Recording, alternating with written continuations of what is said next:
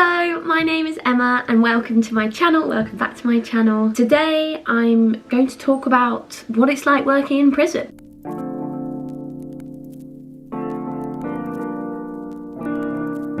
So I am now, just recently, a qualified speech and language therapist, and at the time I was a speech and language therapy student a few months ago, and that is when I worked in 2 different prisons in London, and I'm going to tell you all about it.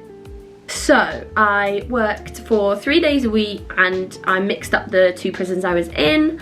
One prison I was in was a category B prison and one was a category C. So the prisons are graded A to D, and D is an open prison and category and category A is like high security, so then it's B and C. So I was in the category B prison, was a remand prison, which means quite a lot of the people, patients or prisoners, whatever you want to call them, had not yet had a trial, so it could be innocent or could not. Some had been charged, but it's mostly people in there, in that environment, were much more restless because they didn't know what was going to happen, basically. And then the other prison I was in was not remand and category C. I first of all just want to say I really loved my experience there in both of them, and I had a practice educator who is someone that works there, who is a speech and language therapist that looked after me, and they were both great. I loved them both. They're both so calming, so kind, so relaxed, especially for the environment you're in. You just have to be like that. And honestly, nothing fazed them, which is always really reassuring, especially going in for the first time. So I thought I'd first speak generally about like what the general day looked like for me, the kind of people I saw. I know different prisons have different ways of working, but one of the prisons I was in, I would go in the morning, I'd pick up my visitor ID, or the other prison, I had my own keys, so I'd go in, show my ID, they let you through some doors, which are all watched by guards, security, whatever they're called, at different points.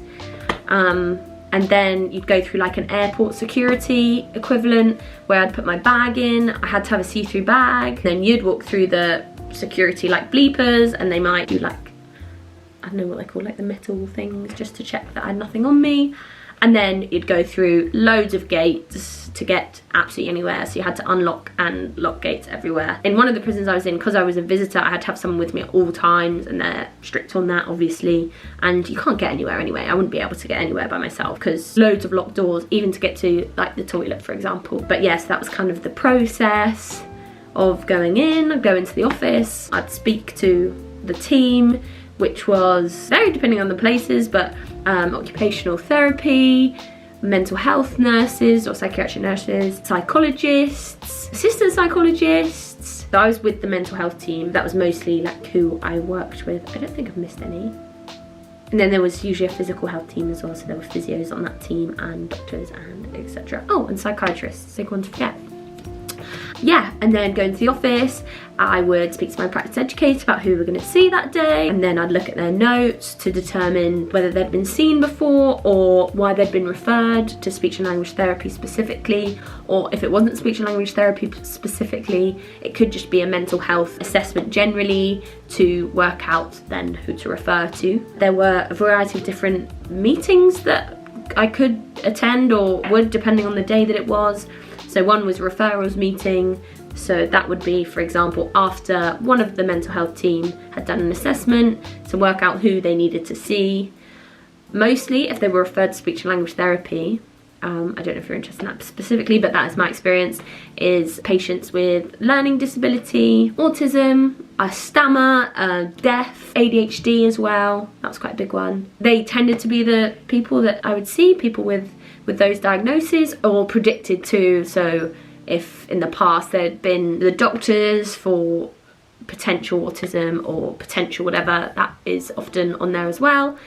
And also you could get referrals from the officers, and often officers would refer, and so they could be referred, usually would be referred to is if the prisoners weren't understanding them or weren't following instructions very well, but it didn't appear to be because they didn't want to, or they weren't able to communicate very well. Or another one is if they are often getting in trouble. That was quite a common thing that we would see, because it often tended to be that the reason they were ending up having fights or whatever is because they wouldn't be able to articulate what went wrong or why they were annoyed, and that just makes you more frustrated. And also it does show a sign of, or can show a sign of, weakness in prison. And as you see in like documentaries, you don't want to be seen as weak in prison, whether that's a personal issue yourself or you think you're going to be targeted or whatever it is. So yeah, they're the kind of people that we would see. The crimes all varied, and also varied depending on which category prison they're in. The sentences all varied and the crimes all varied. I know people tend to be quite interested in the crimes. There was quite a lot of people that we saw were vulnerable prisoners, which means they're vulnerable to other prisoners. So usually sex offenders, which is quite interesting that they're often the type of people that we saw. Not always, but yeah, that was sometimes what their crimes were. And then there was a whole other variety of crimes as well. So it was very, very interesting. And as a student, I wasn't allowed to see prisoners by themselves. Yeah, I've kind of sidetracked actually. So after I'd met all the team and everything, then we'd go into the actual prison to go and see people. And yeah, so I wasn't allowed to go by myself. I could go around by myself around the prison, but how we would see people and speak to them and do therapy or assessments, you would go and find them, which was either in their cell where you'd have to ask a security guard to let them out, or if they were on a social time or whatever, you could go and find them. And then usually would find a room that was appropriate, I guess, an appropriate room that was quiet, usually, so you could shut the door and, you know, it's a bit more private, which is good. It means people are more likely to open up and really tell you what they're struggling with, because prison is a very hard place to be. Really funny, because being in a prison makes me, it's made me, I don't know, I wasn't concerned for my safety most of the time. But lots of people ask me like, oh my word, you went in a room with someone, and it is safe. You know, it tends to be that there's an alarm button and you sit by the alarm button and then the patient sits on the other side.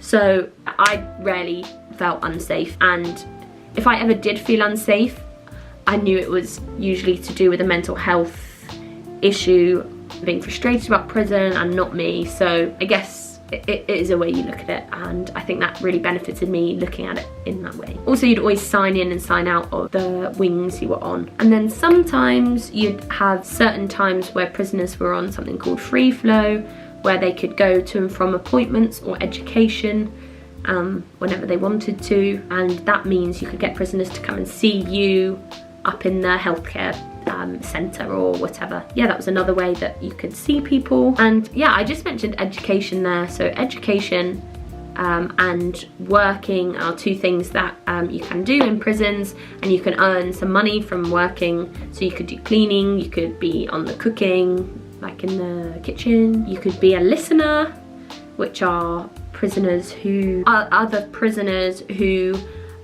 go and speak to people that are struggling and listen to their issues and try and talk with them through it to kind of help them. And at least then it's not like a professional and a patient, it's more of like they know what you're going through. So that's another job role.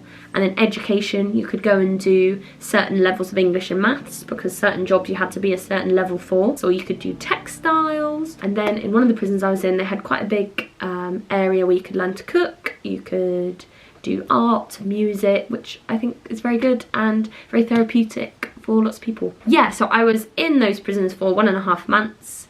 And would I go back? Yes, I would. I personally think I would rather work with children, whether that be youth offending, but I do really like working with adults, so I'm not 100% sure, but it's so interesting to work with mental health. I really enjoyed that side of it. Yeah, that was what my time in prison was like. If you've got any questions, please comment, yeah, send me a message. And if you enjoyed this video, please do like and subscribe, and I will see you in the next video.